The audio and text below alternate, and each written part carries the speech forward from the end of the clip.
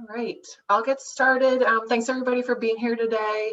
We're doing portfolio reviews with some alumni professionals, and today we have James Madison, who's a film and media arts alum. And for those of you who don't know me, my name is Holly Logan. I work in the Career Center, more on the employer relations side of the house. I support different organizations to help them recruit at Temple University for both students and alumni. I focus on performing and visual arts and the fine arts areas, as well as government, nonprofit, and law and legal services organizations, so quite a range. For those of you who haven't used the Career Center services yet, I recommend, if you can, take a peek. We have a wide variety of resources online on our website, and including how to utilize your major in ways that you maybe didn't think of. So that's that major exploration piece. We also certainly can help review your cover letters and resumes, but even just preparing for interviews. If you want to do a practice run, that's what the coaches are there for, and they're happy to do that.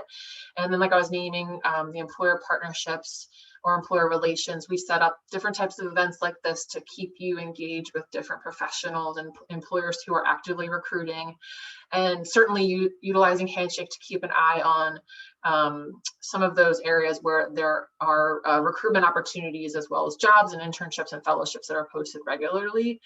Some events that are coming up that you might be interested in if you didn't know already about. We have a couple of rapid resume review events where we bring in staff, but also special guests, like different professionals, to help and meet with students one-on-one very quickly in brief snippets to review your resumes and just get quick advice.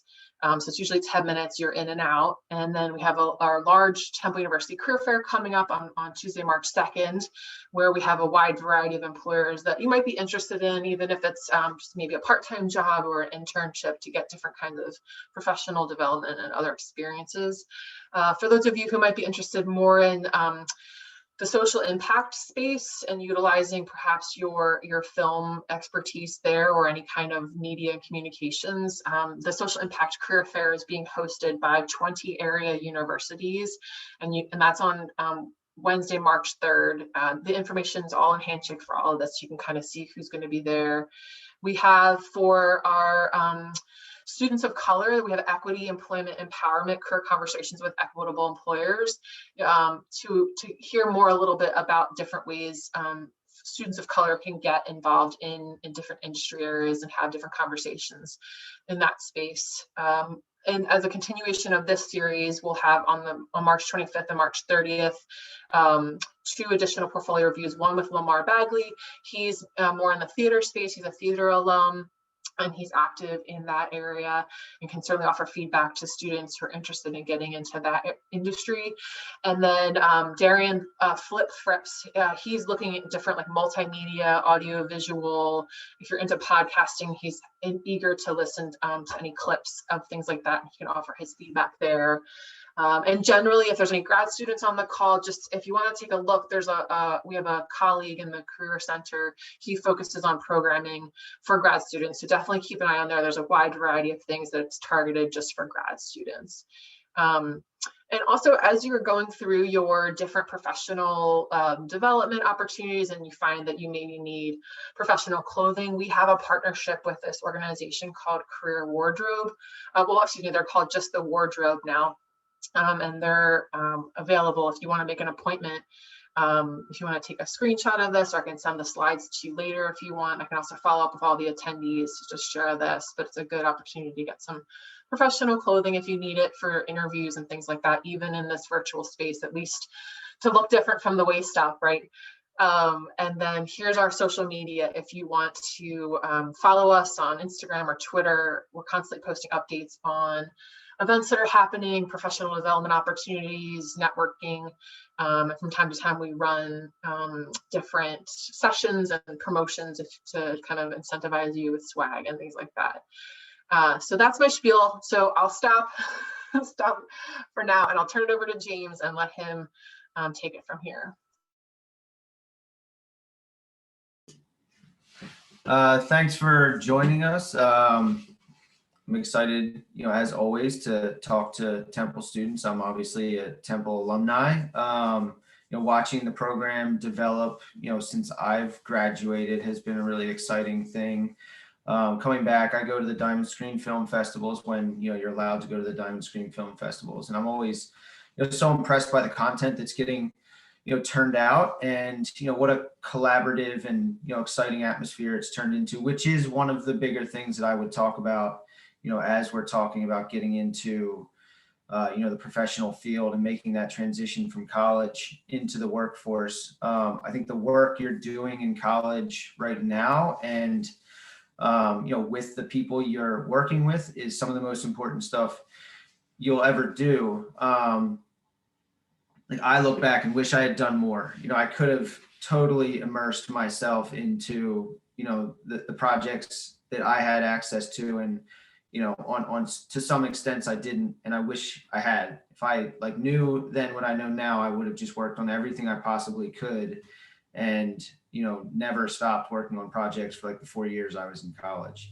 I think the people that I know that are doing, the most exciting and rewarding things are the people that, really built, a portfolio of content and hone their craft while they were in college. I mean, obviously they got better and better as they got out, but that base, you'll never have another opportunity like that where you don't have the responsibilities of the world sort of getting in the way. You don't have a job right now, or maybe you do, but you don't have a job, a full-time job. You're in college. And so that's an opportunity to just be creative and just, work on things that are exciting and figure out who you are as an artist. Cause that's one of the biggest things that will benefit you, is to come out and be able to communicate that to people, even if it's not fully, fine tuned by the time you graduate college, something in that direction that says this is who I am, or this is where I'm going as an artist, does so much for you when you're trying to sort of sell yourself to whatever jobs you're looking for, or whatever the next thing is. If you're going to grad school, or, whatever the case, having, that sort of definition of who you are as an artist is really important. I think outside of just really diving in and honing your craft as an artist, just building relationships, because this industry, I mean, all industries are, but this industry is 100% about your relationships. You have to be good at what you do, but it all starts with who and that all comes from who you've worked with in the past. And, I'm sure you guys have come across, opportunities to work on stuff for free. In college, on college projects, you're often working on things for free.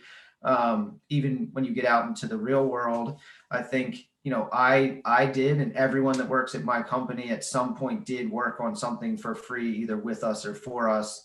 Everyone started there, and the people that made it were the people that didn't take those opportunities for granted. When you're working on things for free, that can really suck. But you should have the attitude that this is the most exciting thing I've ever worked on, regardless of whether it's free or not, because people will notice that free project may or may not matter in the grand scheme of things, but the guy or girl or woman or whatever that you're working next to is going to notice if you took it seriously, and if you worked hard. And that'll lead to the next thing that will pay, or it'll lead to some long lasting bond that you and that person will then, create into, the ladder that becomes your career. So that's really, I think, honestly, the most important things, just being proactive and being active in your field and in your craft, while you're in college and even afterwards, and working on stuff that is going to be rewarding for you. Sometimes that means working with a person. You might not like the job, but it means working with a person, or working on a role that you want to fine tune. But really, in terms of again, communicating who you are as an artist, when you get out, it's about creating the content and maybe the relationships that define that. So making sure you pour yourself into things that are what you want to do, and that say who you are. Because that's communicating to prospective employers, or to a position that you want to apply for, or whatever it is, that a lot of that comes from what you can show you've done, and again, who you are sort of as an artist. So Holly, should I open this up or? No, this is great. Thank you for that. That was perfect. And I also, I'm just including a link in case folks haven't checked it out yet. Just to learn more about you, there's your LinkedIn profile, and then has some of your works, I think, listed on there. And then also, if you haven't had a chance to check out James's company's website, there's Expressway Cinema's link.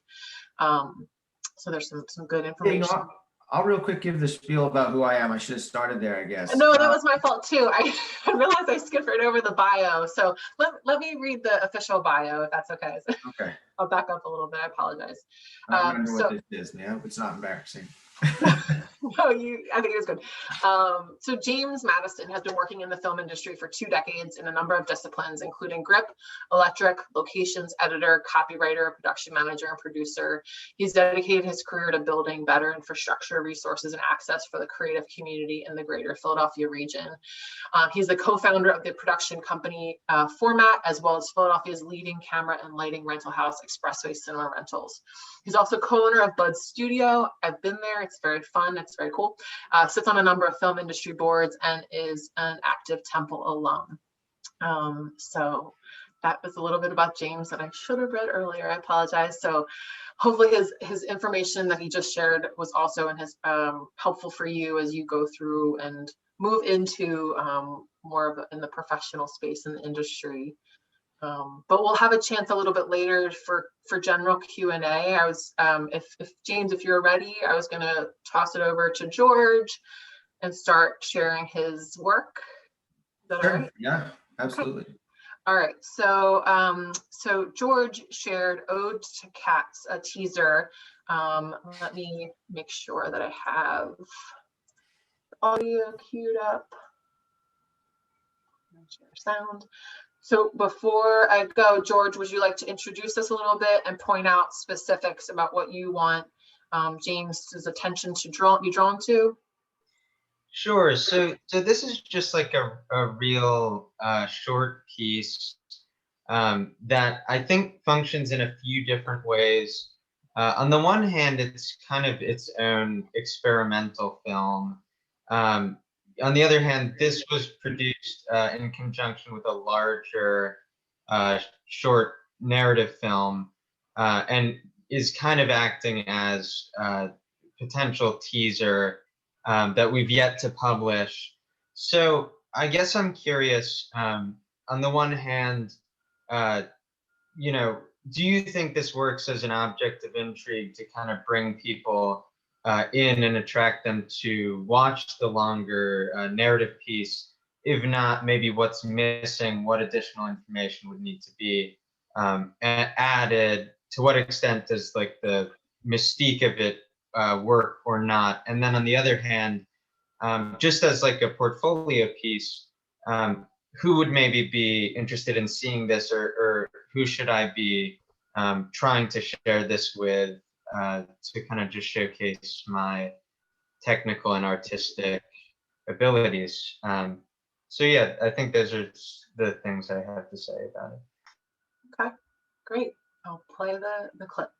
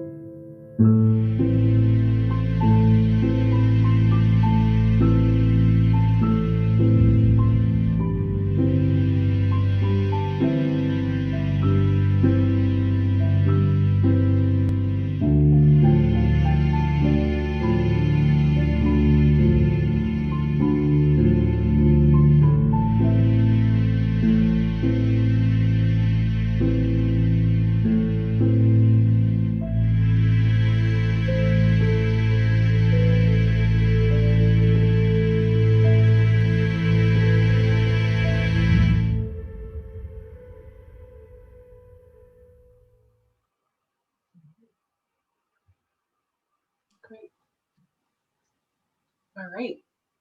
Yeah, I really like that on a lot of levels. You said it's like a teaser to a feature length piece. Is Sorry, it's not a feature length, but it is a longer narrative short. Uh, I had been working on it for a while. It's kind of a long time in post production, and initially we got it down to a 20-minute cut, and much more recently revisiting it, reworking it down to 15 minutes. So it's a 15-minute film. what's it? What's the short film about? So it kind of tells two stories, or the story of two characters in parallel. One is this artist, kind of young artist type, maybe just graduated from college and trying to do some kind of art installation around cats, and the other being high school age photographer, who gets the opportunity to come on his set when he's trying to produce this video installation, and kind of be their set photographer. And they're both going through their own peripheral emotional turmoil due to outside things in their lives, and have this kind of moment of resonance, which is the core of the film, and then go their separate ways. And it's left a little open-ended, but yeah, I guess I just spoiled the entire the entire plot of the film. But I mean, that's it's a short film, so. I was trying to look it up real quick, but how long was it? I couldn't get it back. It's 15 minutes. Oh no, how long was your teaser? I'm sorry. I think that is just over a minute or something. Cool. I would say for that, I guess what I was missing was like any context about what the film was about, which could be like, okay, I think there's two things. I think it should be shorter if it's a teaser. Like I think it should be like 30 seconds or something max. And I think it's funny enough that like that can work. Like if it's a little more quippy, just to like get your attention, and you're like, what the hell is going on with these cats and these cakes? And then it has like, then some sort of text about just the name of the film, and that it's a short film by so and so coming soon or whatever. It might just be enough that it's like, this is going to make people be like, oh, I should look a little further into this. This is super weird. I think with it being longer, that detracts from that, because it becomes like its own piece. As its own piece. On the other hand, I was going to say it's really, I mean, it works really well in a lot of ways. I mean, it really kind of has this great like feel and mood to it that's conveyed through like the camera movement, like this very dramatic like framing and camera movement and composition that really matches this dramatic music, but like in a direct juxtaposition of like cats and cake, cats jumping in cake. Like it's really funny. And it's really this sort of like high concept, abstract piece that works really well in sort of like an advertising portfolio piece, like just like a demonstration of, like zany concept.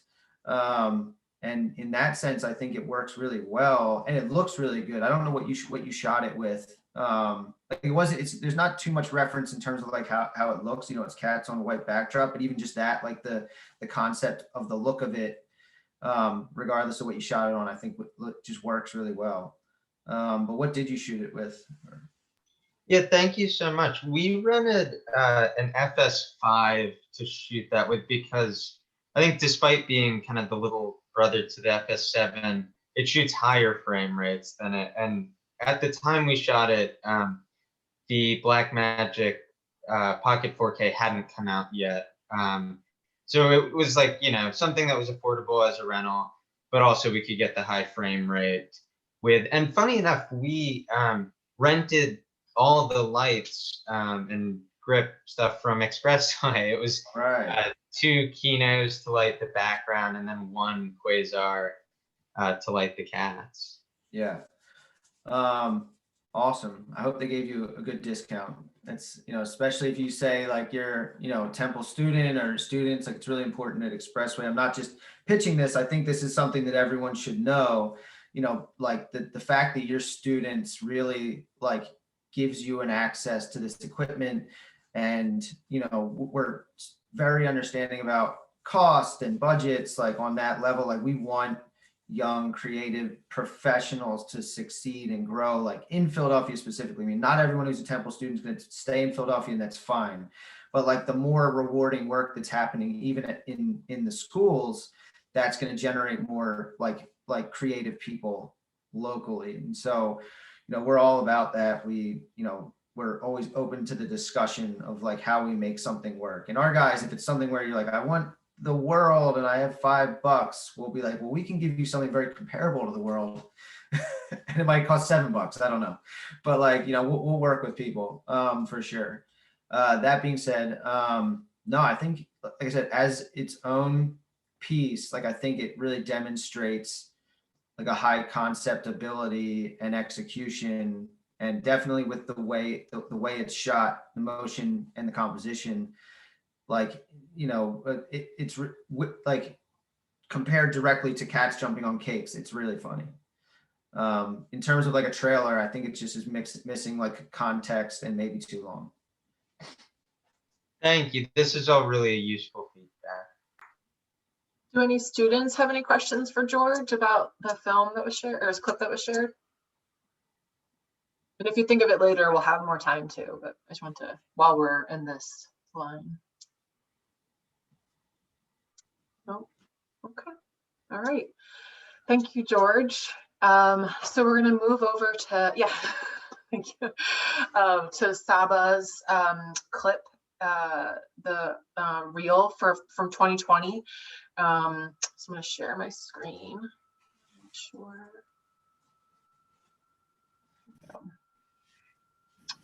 Sure. Audio. Yeah. Okay.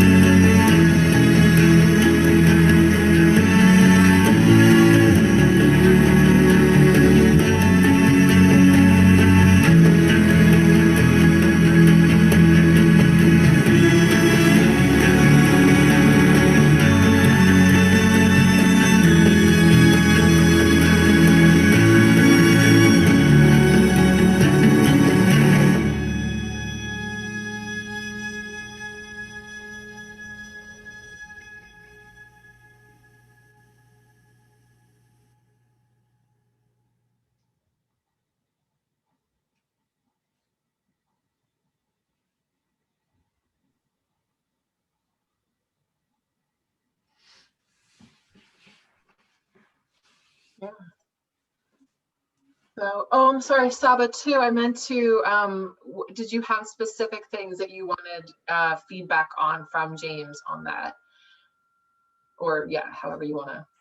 Yeah, I mean, I guess just like overall impressions. I guess for me, like the goal with the reel is like I'm striving to like work on like indie film and TV as like right now, like a cinematographer. Like I think it's important to enter the field like more so technical, but the ultimate goal is to like direct my own stuff too.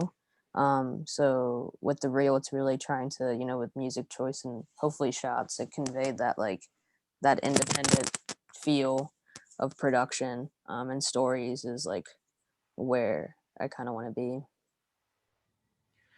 Yeah, no, I mean, I think having a reel together is always a step in the right direction. I know a lot of people who like have said they're going to get the reel together for like years and years and years, and they still don't they still don't have it together.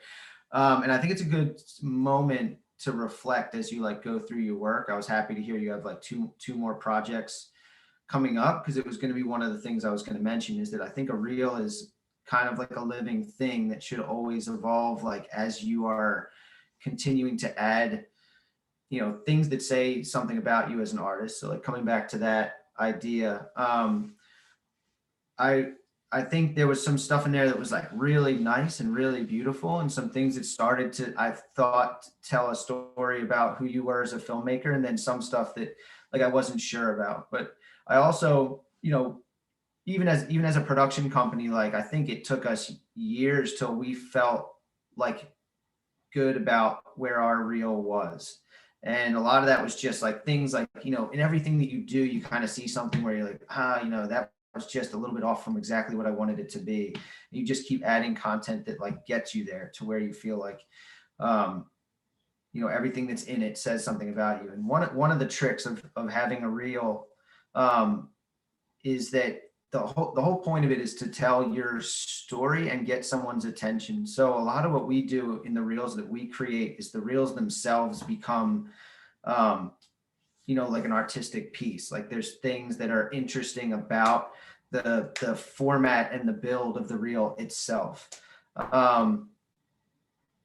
I'm trying to think, like there'll be like like someone will have a line that says something that then like directly communicates to an image that's happening and is funny in that way, and or like just the creative editing of something that happens.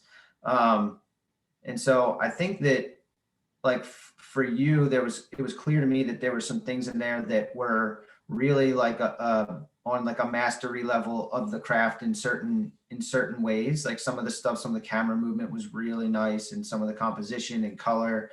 And then some, it kind of seemed like, well, maybe he still needs more, just more content, and is probably working on that right now. So I would say that on the one hand, I think it's good to have a reel just in general, showing like a level of competency. And there's certainly things in there that really were nice, and people would take that away after watching that. But in terms of a reel, I think it's something that should continue to evolve. And also, as you went through the reel, I'm sure there's things where you were like, well, this was really nice, or I did this really well, and I wish I had more of that.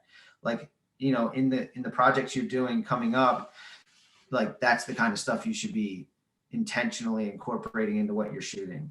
And a lot of people I know will do projects just strictly because it was something for their reel, like that, like, or they'll create an entire scene or a very complicated shot into something that probably didn't need to be so complicated. But at the end of the day, it was like the rewarding part for them was that they got to add this thing to their reel.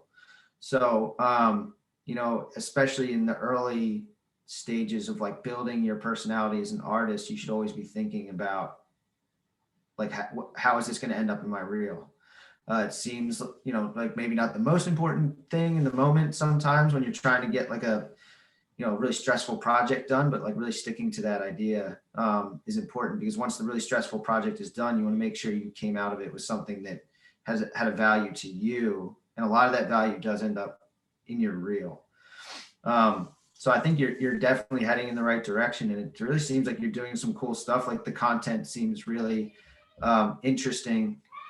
The one thing I would say there is like I wasn't sure 100% like what direction like content wise your sort of voice is yet, but as a cinematographer, sometimes that's just like what it's just whatever the project was. But again, it kind of comes down to like making sure you're focusing on stuff that is part of your like identity as an artist or as a person, and that stuff matters when people are looking at who they're going to work with for the next month or 2 months or even a week. It's like, who is this person I'm working with, and what is it they're bringing to the table. And I know that a lot of my experience with having to present reels is in the advertising industry, but I think it's true like in feature films. And I know I've looked for people for feature films we've worked on, and it's definitely like everyone's always looking for like that thing that somebody does. I mean, it might be that thing that you need for your film, but they're looking in a reel for that person that does that thing really well. Or they look at a person and say, what is that thing that this person does really well? Does it fit what we need? So it is important that the reel ultimately ends up telling people, again, coming back to like, what is your identity, whether it's a content identity, an agenda, or like a stylistic thing that you do. Is your selling point your style? Is your selling point your message? Or your scope of work? It could be any of those things, but really just figuring out, especially in the early goings. And since this reel is probably pretty new to you, probably have some thoughts after editing it, like, hey, these are the things I wish I had. So then just like, make sure you're focusing on those as you, add content. I hope that was helpful. I don't know.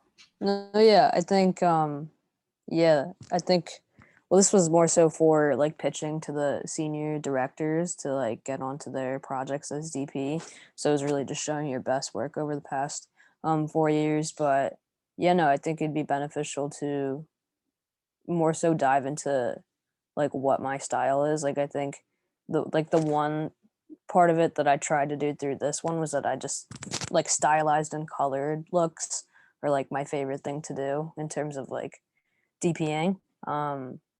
So, just working towards like other components like that I want to show off would be cool. Yeah, I know cinematographers too, especially, when you're young, because a lot of times it costs money, is like color correction, like really figuring out a way to get like solid color correction on your footage, even if it's just the clips that you decide you're going to use. I know people who've done that, like they've taken the clips from projects they've worked on and maybe they weren't happy with the color that was on them, or who knows, but then they did their own pass on the clips just for their reel. So yeah, like getting a solid color correction really can help a reel pop. That's great. Yeah. Those were the 2 clips that we had to share today. I think James is also open if anyone on this call. I was going to follow up with all the registrants with the contact information that you can reach out to James on your own time and share and try to connect to learn more. Does that sound good, James? Yes. Okay. And then otherwise right now it's really just open Q&A. So for any students who maybe have general questions for James or any of the students who shared their work, I had a question for James that I was going to kick off, and we sort of planted this a little bit earlier, but given the current state that most of us are in sort of working from home and schooling from home and everything, what advice do you have for students in finding ways to network with professionals if they can't be at your typical in-person networking event?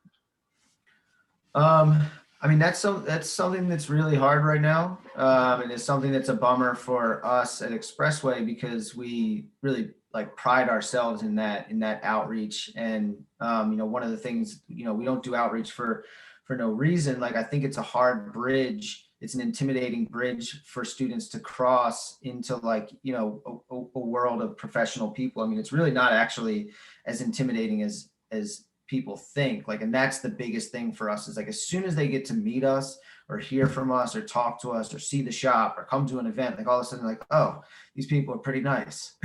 But, it's been a bummer to not be able to have those events, which is like a big thing that we do. And we're looking forward. I mean, I've been saying to everyone, I'm like, as soon as we're allowed, we're going to have the biggest event.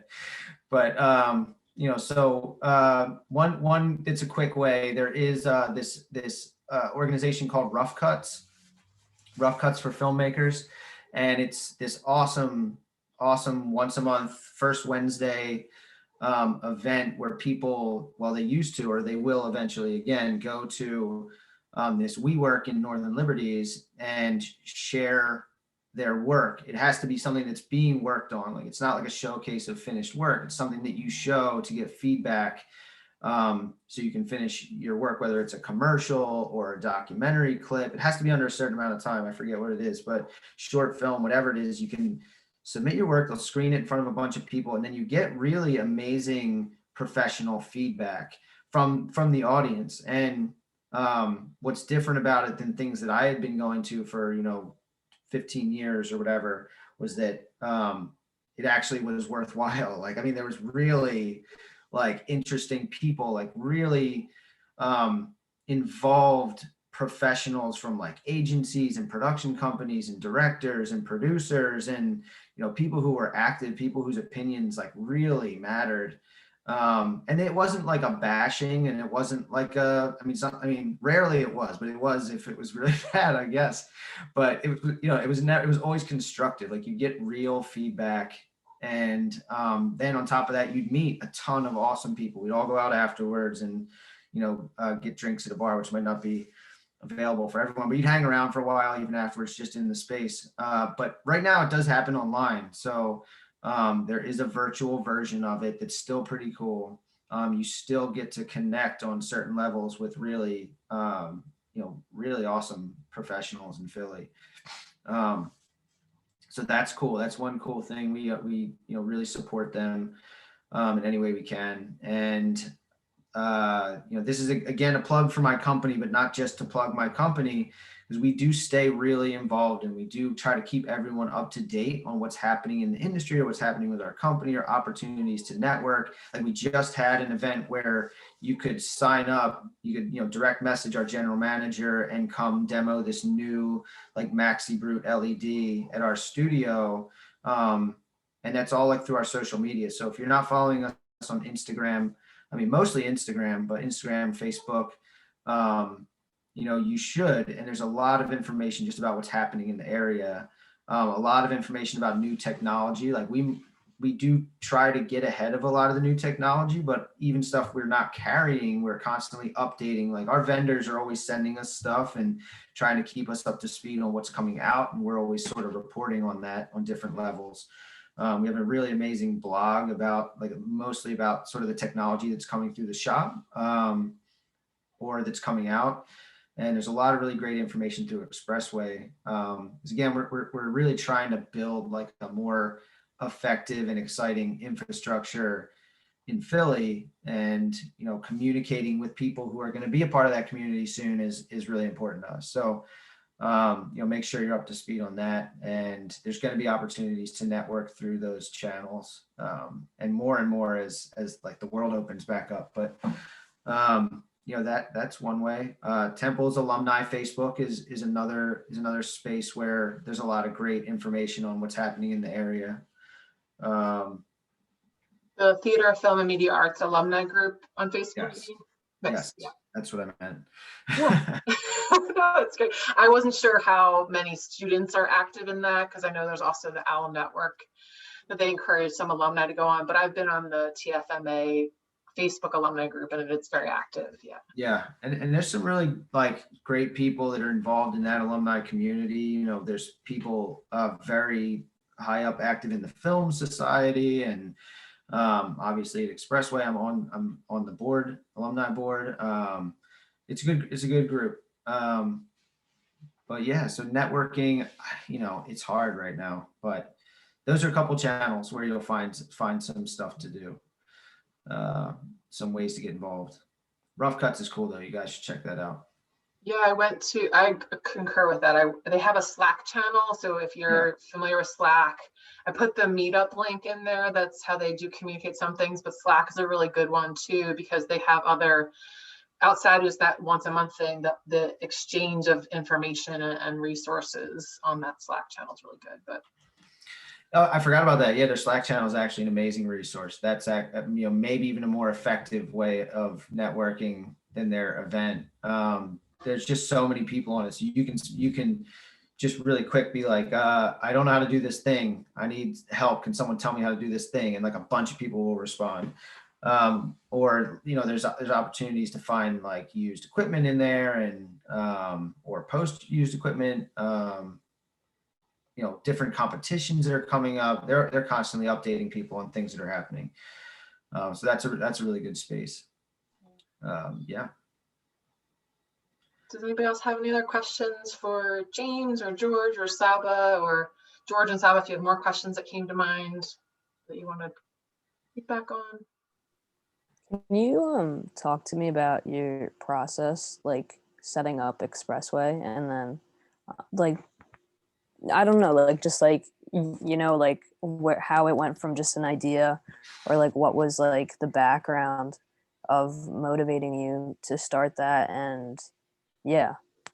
Yeah, well, it's kind of a long story at this point, but we were working in the film industry. So my first like job out of college was as a grip on a feature film, and I met my business partner Nick, who is the CEO and creative director of Format. That's actually they're doing some really cool stuff. I'm not as involved in that company anymore. Sort of, but he's really running that show. I'm more focusing over in the rental company at this point. But yeah, so I met him. We were both grips on a feature film, and then it's like who you meet, who you know, and we like made some relationships, and we got on to the next feature film and the next feature film. And at the time, those films were really like low budget, like really low budget, and that was like very normal, and they were like a bit abusive, and that still happens, but we started to just kind of figure out like a more formulaic way of being able to manage that, and we started producing stuff on our own, and then I started production managing, and this is like there's so much in between that, but I started production managing, and I was getting hired by films to production manage, and I was hiring the crew, who were all people that we've been working with for like 5 years, and and we were able to sort of negotiate wages that way, and we started to like create a space for like a community that was able to kind of travel from job to job, from show to show, and that still happens a lot. I always see groups of Temple kids for years, like that knew each other from their time doing projects together, that are sort of migrating from like job to job to job to job. It's pretty interesting that way. But we sort of started to set a standard and of like kind of treatment and wages on a level for like the indie filmmaking that was happening. Long story short, the indie film scene in like the recession kind of like just tanked out everywhere, not just here, but everywhere, and especially here. And it didn't come back. Like it came back in other places, and it did not come back here. And during that time, like kind of trying to figure that back out, we like started working more and more into commercials and more on our own stuff. And that was like sort of a moment where we were starting to build this production company. But we also, even when we were doing the feature films, there wasn't resources here. There wasn't equipment here, that we were constantly going back and forth to New York. And so we started buying, we bought a big package of equipment, and like we've quickly realized that was like the only package of equipment here. There was one other company here that was like relatively big, but they didn't really want to have they didn't want to have anything to do with us being sort of like smaller and young and I don't know, crazy. And we just kept building this thing that was really like accommodating to the creative community and to indie filmmaking and commercials, and it just sort of steamrolled from there. And so we've sort of always tried to keep a focus, not losing focus, because I think there was like, I don't know, people got very comfortable here in like a really bad way. And so like there wasn't a proper infrastructure for the creative community. And so it sort of became our mission to do that. I became hyper focused on it. And so that's sort of why I'm over in the rental company, sort of continuing to build infrastructure and studios and new technology. And, my business partner, who's still very involved, but he's more focused like creatively in the production company. And I learned over time that I was more of like a logistics coordinating, producing sort of mind. And so that really fit for me, like building this business. And it's been a lot of work, but it's really rewarding, because I think we've gotten to see the industry grow and the market grow. And we have, huge agencies that we work with now that we're just like two guys in an office when we started working with them. And like before we were able to like enable them to be more creative, like they just didn't have the resources to grow. And so it's been cool, and it's exciting. It's like we see a lot of students have an ability to like scale up as well. like, like that's why we always get to see these groups of like Temple students, because they end up at Expressway and then we're like helping them with their projects. And, and like I said, we're always down to like help figure out how we can get you what you need to be creative. Because it's rewarding to see that, like that growth and that potential. And so that was kind of roundabout and got a little off topic there, but it was just a lot of work. I don't know. It was a lot of work and like a passion that we all share. So in that sense, it was rewarding. So that's kind of why I think it stuck. Thanks, James. So, George, do you have a question? Yeah, may I kind of follow up on that? I'm curious, as you scale up, or historically as you scaled up, how do you ensure that the team, as it's being built out, all shares the same core values and, are all continue to be doing it for the right reasons as it gets bigger? I think we're really careful in curating that. It's not always been easy. A lot of times we'll hire, culture over qualification pretty consistently, or someone will kind of pop up that's like been a core part of our culture, and we'll grab them. Like someone from the crew who's like, for whatever reason, I might be looking for a more consistent job or something, and we're like, oh well, you should come work at Expressway. And then we'll figure out how that fits. I think it's just like building the family, building around people that care and, are good at what they do. And we've always tried to be really consistent with that. This past year was really tough for a company that's like really culture based and community based. And like, we just run on like our social interactions and, with each other too. It was a really tough year. But we kind of pulled through. We had some, it's like a family. There was some infighting and some bickering, and then we all kind of kissed and made up. And that was, it's tough. We all had to just sort of look at ourselves and be like, you know what, this was a shit year. So we just have to accept that everyone feels like this was a shit year. And we did, we all are better for it at this point. But that's a huge focus of our company and our values, is maintaining that culture. So I don't know how to answer it exactly, because sometimes I think about it like, how are we able to maintain this? But it just seems to work. Just get the right people. That's real. Yeah. Yeah, I mean, it does sound, I think what you said is informative, because it sounds like it's more a matter of, like you're saying, hiring the right people, kind of looking out for who those people are. And rather than like, okay, we have a list of core values and everyone's going to get the talk of, well, I mean, I don't know. That may also be part of it.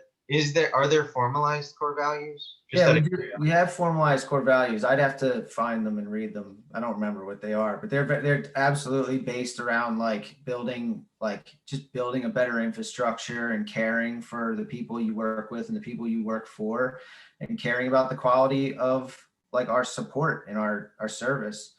There